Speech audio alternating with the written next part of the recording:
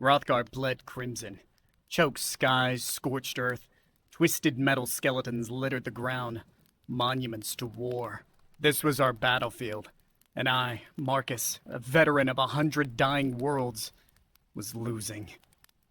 Dixon muttered over the comms, tech jargon masking his fear. Sarge, this ain't right. The bodies, they're ripped apart. Vulcan don't do this. Footprints. Monstrous gouges in the ashen ground. We weren't alone. Eyes up, I barked, a familiar fear tightening my gut. We were good soldiers, Delta Force, the best. But good wasn't good enough against the Vulcan. Big, brutal, and tech that made them damn near unstoppable. The air crackled. A blur of monstrous muscle and rage smashed through the trees. No warning, no tactic, just a force of nature unleashed. Ben and Jackson never saw it coming. Fall back! The order felt hollow in my mouth. Fall back to where? Fall back to die another day? Dixon was already running. Blind terror made him fast. Smart man. Me? I never ran. But facing this, a titan forged for slaughter. Even an old soldier like me had that flicker of animal doubt. I raised my rifle, more defiance than defense. At least I'd make this thing bleed. The beast roared, and the sounds tearing through my last shred of bravado. Each pulse of its fury shook the ground. I fired bursts of plasma, scorched its mottled hide. Superficial damage, stings to a raging bull. Dixon was a distant speck, swallowed by the choking dust. It was just me and the monster now. Every instinct screamed to run. Survival wasn't a noble death. It was getting the hell away. But my legs wouldn't obey. Something about this. It was wrong.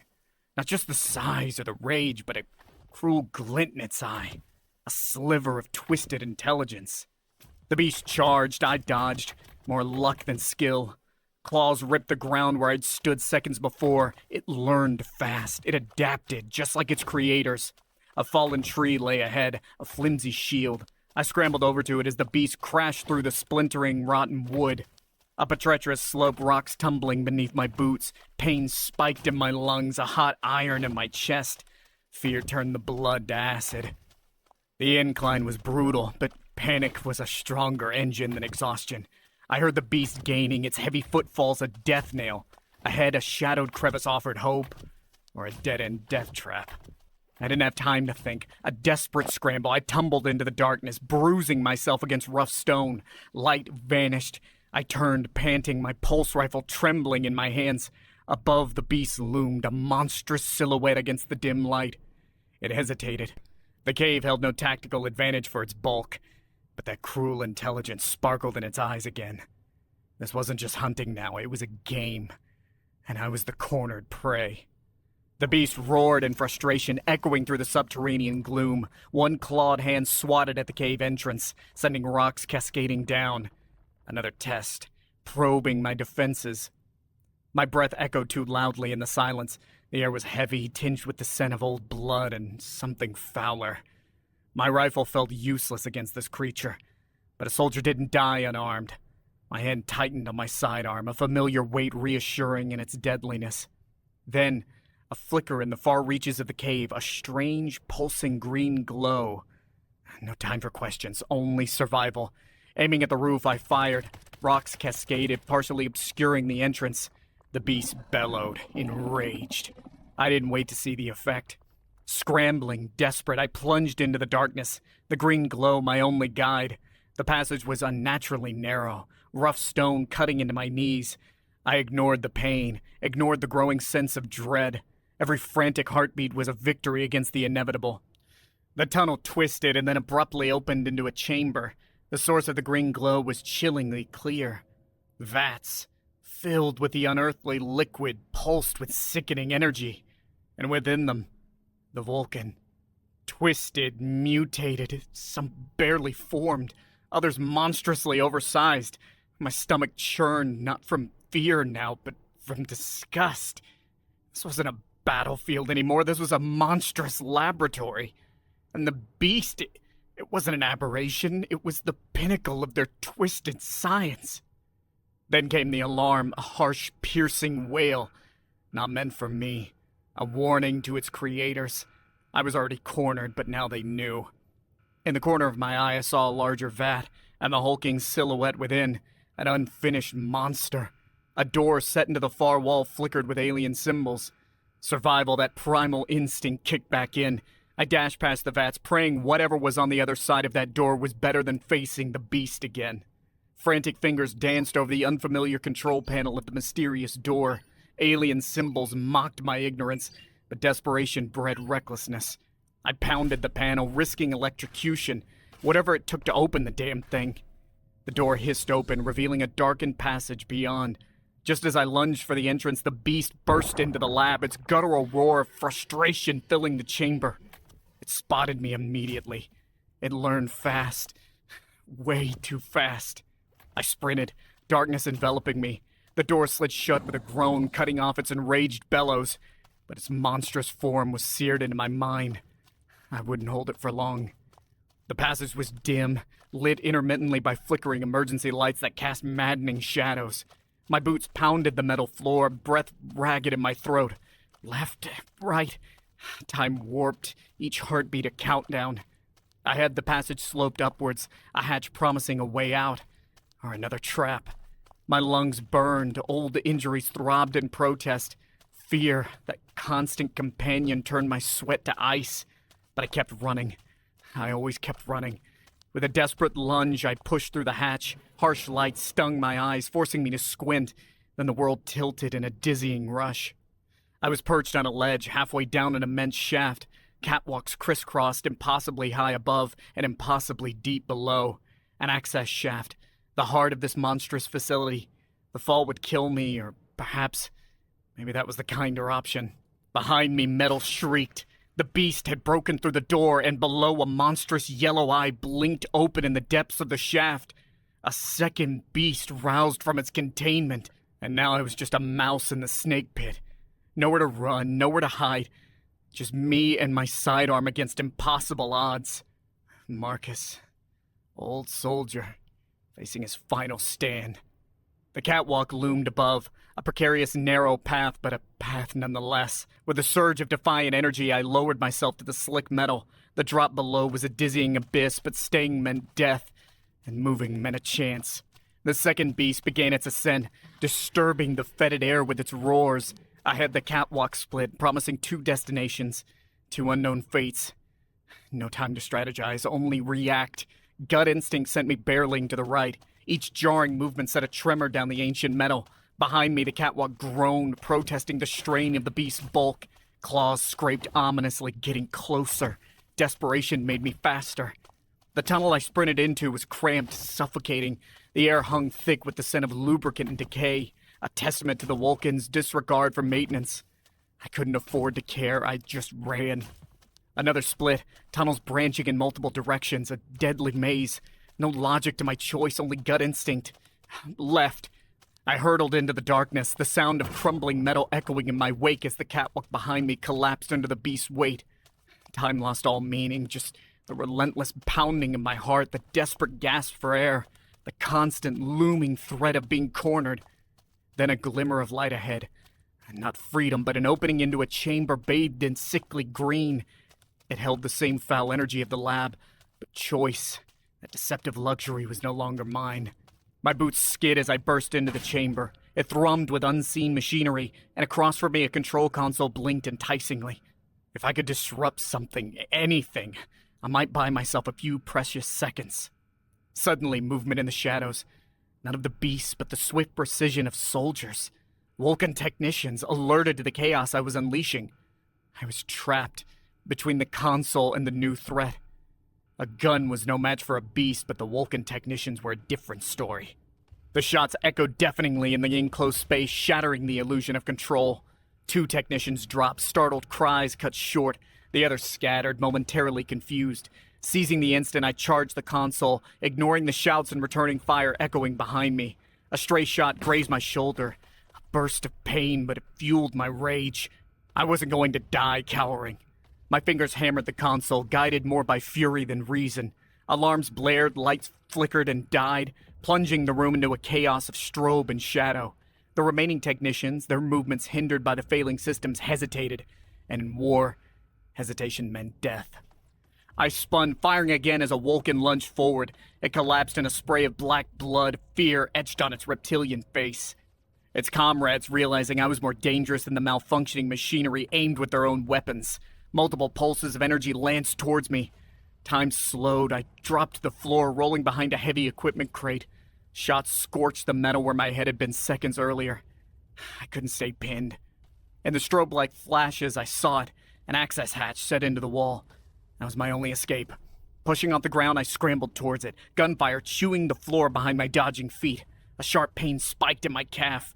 A lucky hit. The hatch was agonizingly close. Just as my fingers grasped the release lever, a Vulcan charged, rage twisting its scaled features. It raised its weapon, the kill shot glowing. Instinct took over. Kicking out with my good leg, I sent the Vulcan sprawling. I tore open the hatch and flung myself into the darkness beyond, slamming the heavy cover shut just as energy blasts hammered it, sending sparks dancing across the metal. I was alive. For now. But trapped in the belly of the beast. Every corner could spell my doom. Landing in a crouch within the darkened passageway, I took stock of the situation. My calf throbbed. My breath rasped like a broken engine. I was leaking blood and running out of time. But I wasn't done. Not yet. My fingers found a grenade on my belt.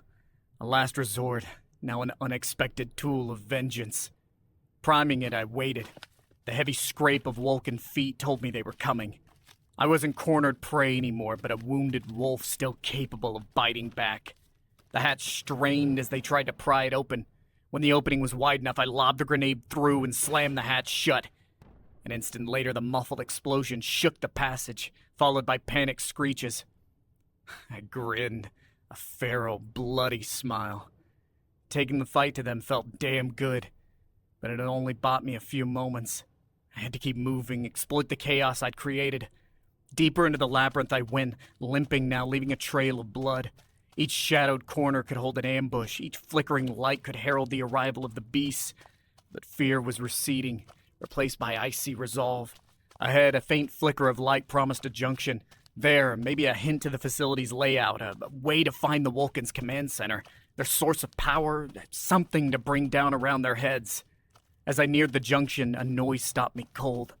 Guttural voices, thick with anger. A Vulcan patrol, perhaps? My breath quickened. It was time for one last desperate gamble. Crouching in the shadows, I waited. When they stumbled into the junction, their flashlights piercing the darkness, I attacked. A swift, brutal takedown of their closest Vulcan. Its strangled cry cut short. My stolen weapon roared, tearing through the others in a burst of surprise and violence. The echoes faded. Bodies littered the junction floor, a testament to my desperate fury. Every kill brought me closer to the truth, closer to ending this nightmare. I wouldn't be a victim. I was a soldier, and I would see this through to its bitter end. The bloodlust thrummed through me. Caution was a luxury I couldn't afford. Every minute I spent cowering was another minute the Vulcan had to regroup, to hunt me down. I had the momentum of feral sort of power fueled by desperation, and it was time to use it. Bursting from the junction, weapon raised, I didn't hesitate. If there were Vulcan ahead, I'd cut them down.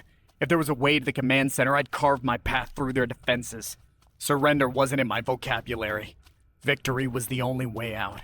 My rampage echoed through the sterile metal corridors. Alarms blared, but they couldn't drown out my ragged battle cry or the answering screams of dying Vulcan.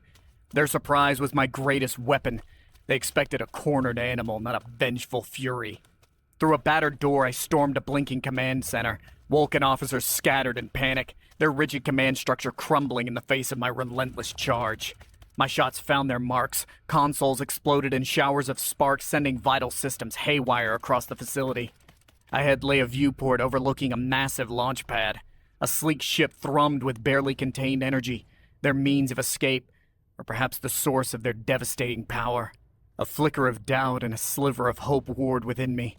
Then I saw it, through the viewport, below the launch pad, a yawning chasm filled with monstrous vats, the same putrid green glow, the breeding pits of the beasts. No more hesitation. That monstrous laboratory was ground zero, and I had to end it. ignoring the panicked Vulcan, ignoring the potential consequences. I aimed at the ship. If I could trigger an overload, a chain reaction, maybe, just maybe, I could bring this entire cursed facility down with me. It was a mad gamble, a suicide mission, but a soldier's death as a sacrifice, and if I could take these monsters with me, well, that was a worthy end. My finger tightened on the trigger. This was it. One last defiant act, one final roar against the dying of the light.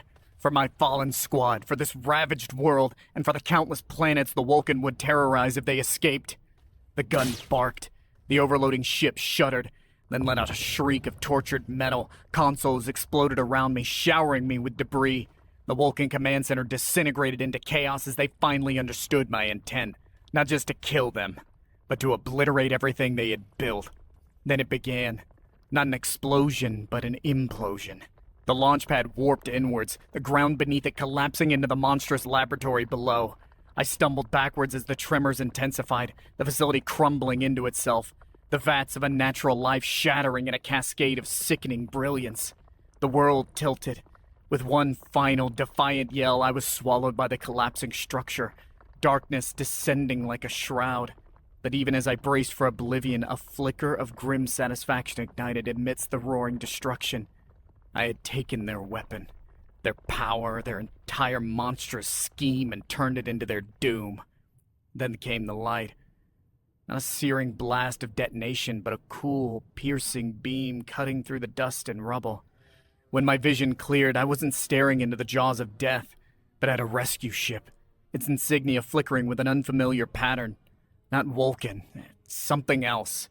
Alien voices called out, sharp and indecipherable. They descended cautiously, weapons raised, regarding me not as an enemy, but as a curiosity, a survivor amidst the ruins. I could barely stand. Blood seeped from a dozen wounds, my consciousness wavering. But I didn't raise my hands in surrender. I lowered my gun, letting it clatter to the broken floor. They had arrived too late to save Rothgar. But perhaps my actions, my desperate sacrifice had alerted them to a greater threat, the secret horrors of the Vulcan. Maybe this wasn't the end. Maybe, just maybe it was the beginning of a new war. And tired, battered, and broken,